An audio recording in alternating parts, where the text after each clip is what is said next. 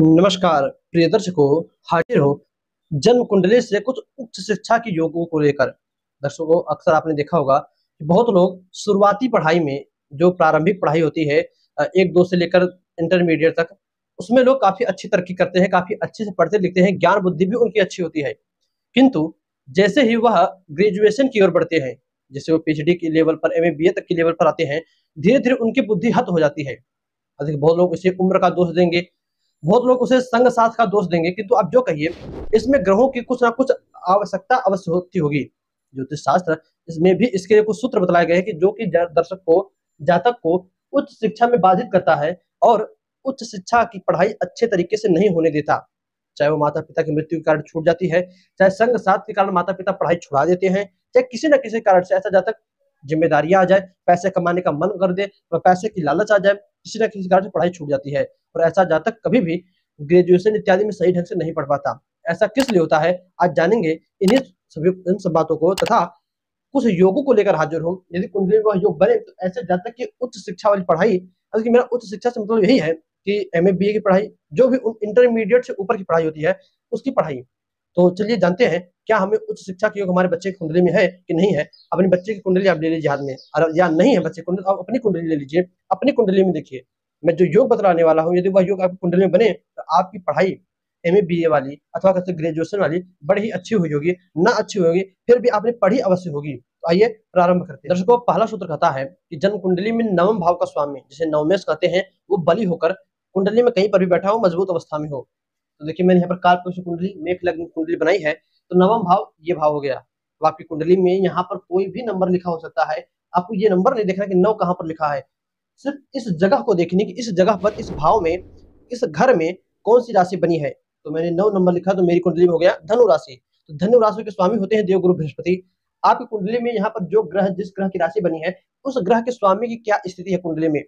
वो मृत है, वह अस्त है, पीड़ित है, अंश बल से सर्वथा विहीन है, नीच राशि में, शत्रु राशि में है, जी हाँ, आपकी पढ़ाई अवश्य बाधित होगी।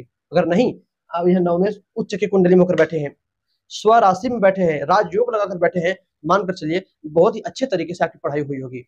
दूसरा सूत्र कहता है कि एकादश भाव के स्वामी को देखिए, कुंडली में 11वें भाव के स्वामी कुंडली में मजबूत अवस्था में होकर नवम भाव के स्वामी के साथ बैठे हो, तब भी ऐसा जातक अच्छी खासी उच्च शिक्षा वाली पढ़ाई करता है। अब मान लीजिए नवम भाव के स्वामी यदि कमजोर हो गए, नीच राशि में बैठ गए, तब एकादश भाव के स्वामी को देखिएगा।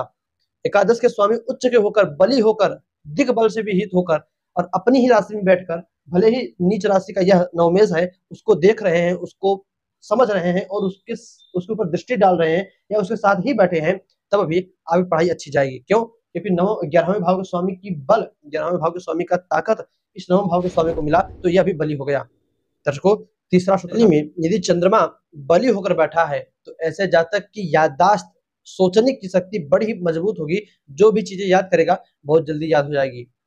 चौथा सूत्र कहता है जन्म कुंडली में बुध की स्थिति बहुत बढ़िया है, तो ऐसे जातक की बुद्धि बहुत अच्छी विकसित हुई होगी।